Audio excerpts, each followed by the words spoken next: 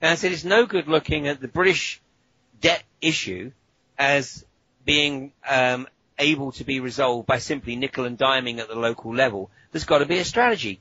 And I said, look, in the first instance, we've got a national debt that is now admitted to, and I quoted the article in The Independent from a few weeks ago, the British national debt, it was admitted, was nearly £4 trillion.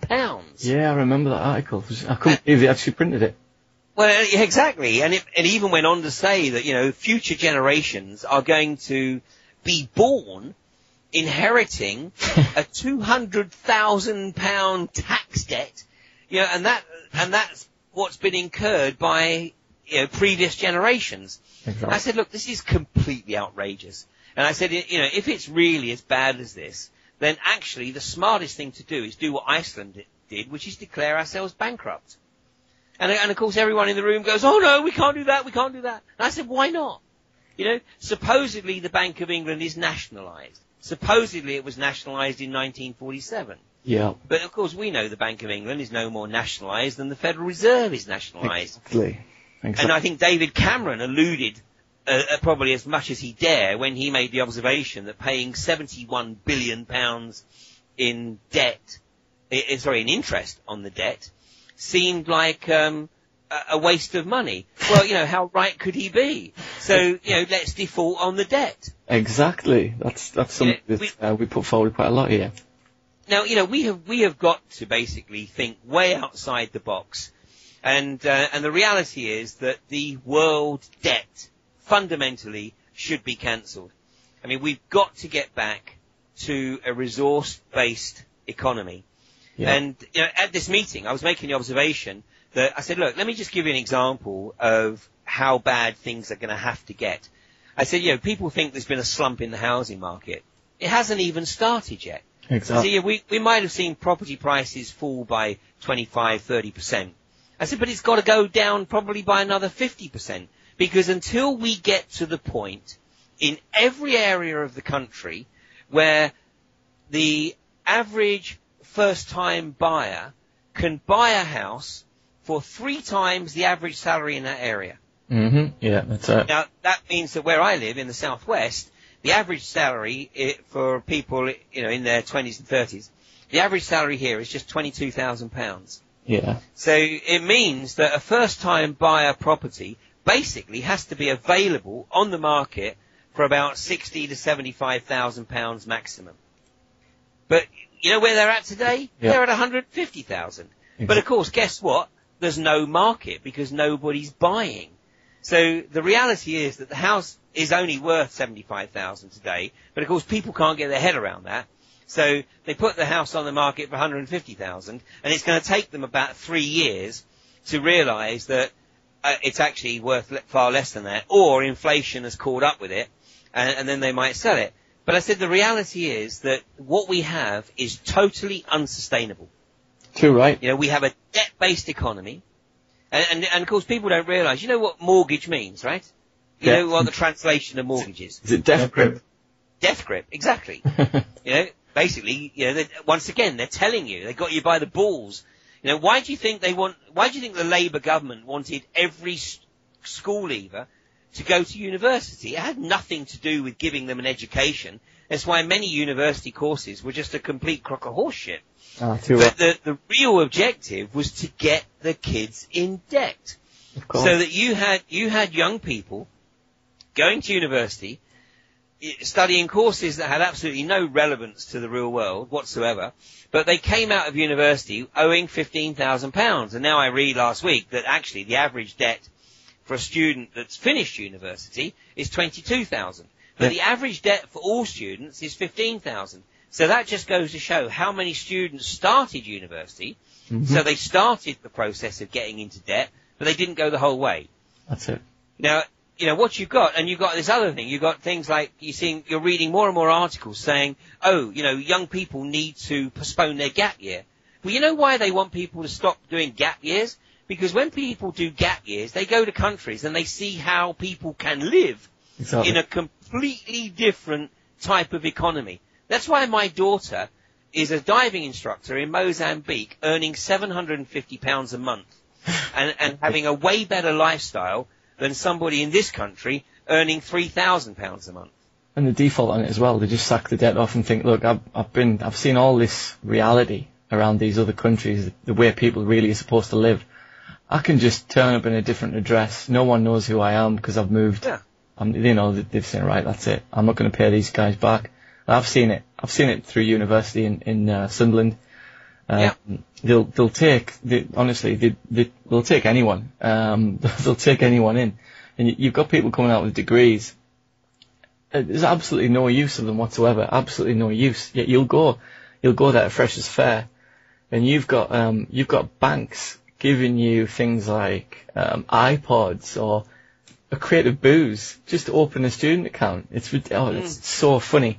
When you graduate, they offer you a bigger overdraft. Oh yeah, you need a bigger overdraft now that you've graduated and you've got things to buy. You might have a house to buy. We'll give you even more money to help you there as well. It's ridiculous, and the agenda to push debt onto students. I've seen it in 10 years. It's absolutely. It's gone from nowhere to a complete coverage. Most students now are in so much debt compared to 10 years ago. It's ridiculous. So how is anybody ever going to buy a house? Because, I mean, right now, the average first-time buyer has to basically come up with about £35,000 deposit.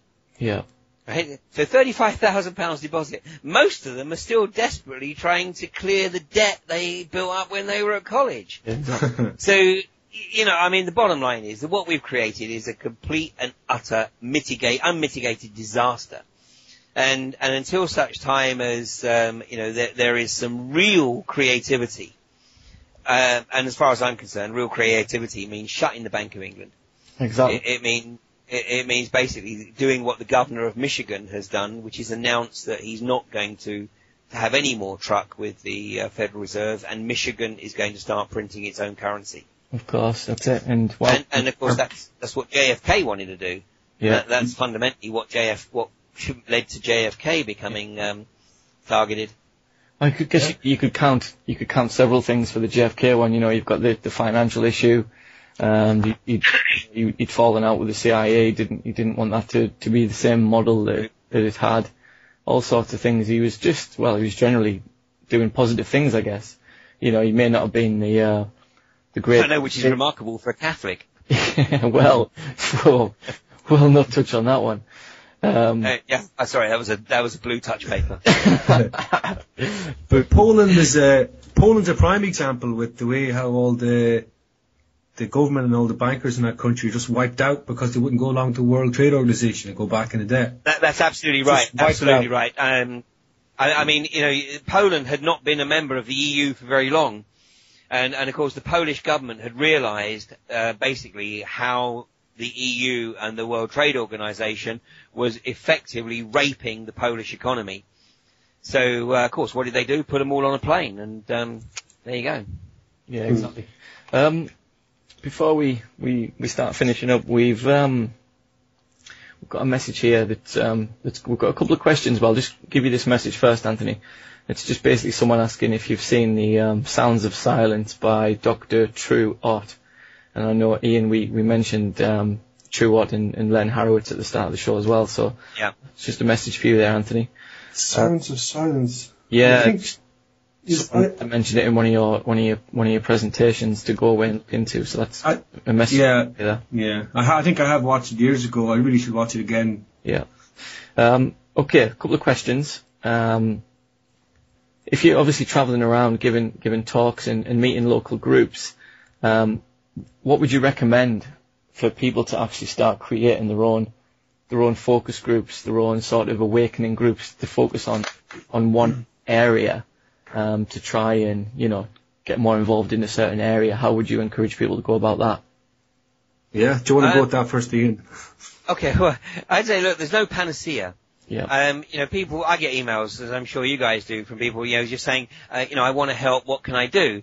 And I said, look, you can't ask me that question because I don't know what skills you have, what resources you have, in financial, time, etc. And I say, look, and it's also whatever interests you, because invariably, if you do something that's not going to have you don't have a great deal of interest in, it's not going to have a great deal of longevity. That's it. So, and everyone, I can't pick up every issue that I'd like to pick up because otherwise you get spread too thin.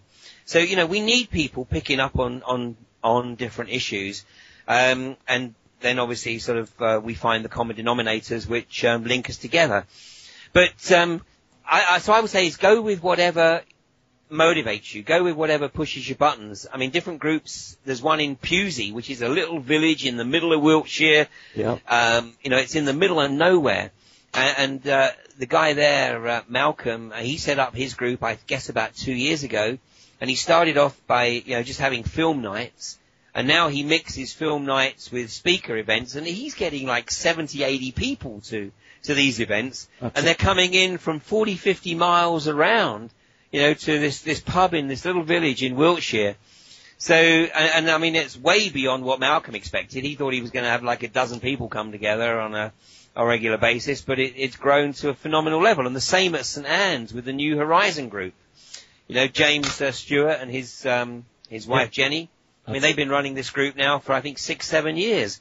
Exactly. So, and obviously over time you build up the network and you've got a list of speakers that you can bring in from all over. Mm-hmm. And you find things that particularly push your buttons, and those are the ones you stay with. Yeah, just do it. Just go for it. Just go for it. Do it. Just do it. See what happens. I'll tell you briefly how we started, but, Anthony, you've got anything to add to that? Yeah, well, I suppose we need to try and set up a culture of independent thought, and that can be, as Ian was just saying, groups setting up talks, maybe getting bands playing, showing films, getting photography, just everything, and try and hit as many people as possible. And as well, groups I see when I look at them is they go too broad and they go too general. And then by going too broad and too general and covering too many topics, they lose their efficiency. Whereas if they had picked one topic, they could have pushed it and got, a lot of information out on it. But they get watered down when they go too broad. And just, network and, hopefully try and set up interdependent kind of groups of people who can mutually help each other. And, as you say, travel around speakers and, support each other. And hopefully try and form friendships. Like, what I try and do in my talks is I've tried to specifically get away from truth talks and all that kind of thing. And I've started like tailoring my talks in a really strange way to like little smaller groups, like pagan groups and Muslim groups, and like trying to contact societies and universities, and tailor my talks and tone it down just to suit them and give them their information and put it in such a way that it might spark some independent thought in them, and not, if you go straight at them, they'll reject it because it's too much for them to handle. So like, think about things. Yeah, absolutely. That's a good one. Yeah, for sure. I mean, I've just sort of realised we have three sort of events brought us together. You could call it a trinity if you wanted to look at it that way. A few of us were obviously posting on the TPUC forum that's got an area on there to basically talk about where you are. If people want to form local groups, I would definitely suggest advertising in there. People want to meet up at a local pub. It's a good place to start.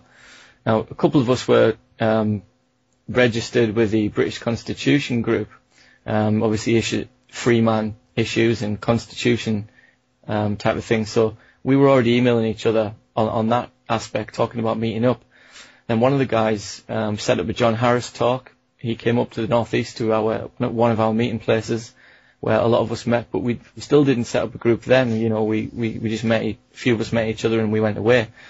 And the third aspect that got us together was doing some filming for Frankie Mar's show. She was in touch with a couple of our guys, Angela and Mark, and we were asked to do some filming to show how different areas of the country were getting together, creating these groups.